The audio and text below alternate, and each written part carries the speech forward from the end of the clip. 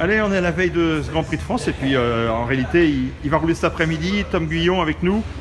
Tom, comment on aborde un Grand Prix de France? C'est différent d'une autre épreuve? Oui, c'est toujours différent parce que ça reste le Grand Prix de France, c'est le home GP quoi, donc c'est toujours plus stressant mais à la fois aussi très motivant parce que c'est le GP, en plus le GP juste à côté, du coup il y a pas mal de monde qui vient me voir, etc. Donc du coup c'est hyper motivant et puis ouais, j'ai vraiment à cœur de bien faire ce week-end à Saint-Jean-d'Angély parce que comme je l'ai dit c'est juste à côté et puis déjà rien aussi que pour le championnat vu que le premier a pris pas mal d'avance, j'aimerais bien pouvoir commencer à gagner des overalls et puis gagner des manches quoi, donc ça serait vraiment le top et pour essayer de me rapprocher du premier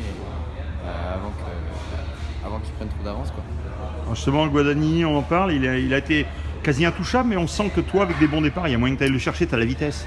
Exactement, Guadagnini est très solide, il prend de bons départs à chaque fois et puis il reste devant quoi.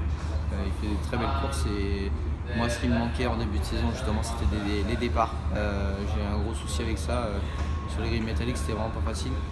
Et puis là on a vraiment bien travaillé avec le team VRT, on a fait beaucoup de tests et on est vraiment concluant.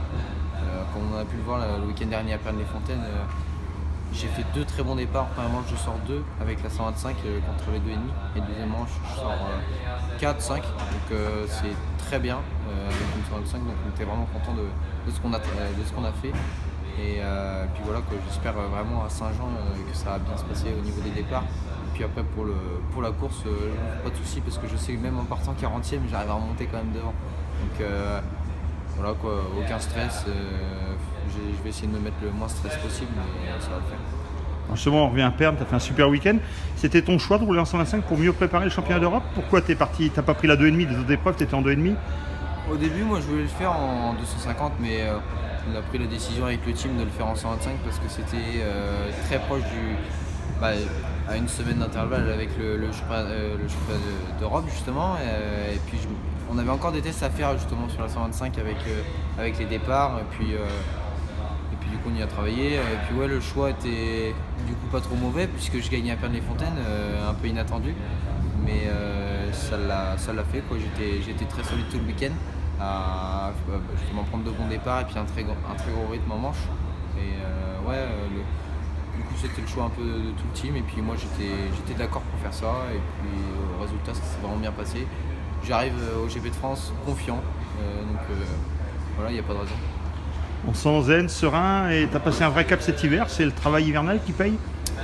Oui, cet hiver on a vraiment bien travaillé. J'ai pris de la vitesse, aussi de la régularité dans tous mes passages, dans mes tours, etc. Et physiquement j'ai forcément progressé encore cet hiver parce que j'ai encore beaucoup travaillé.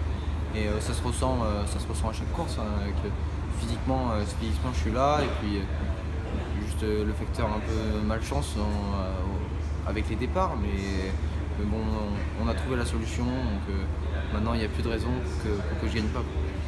Eh ben, c'est tout ce qu'on souhaite, à bientôt, merci Tom. Merci, à plus.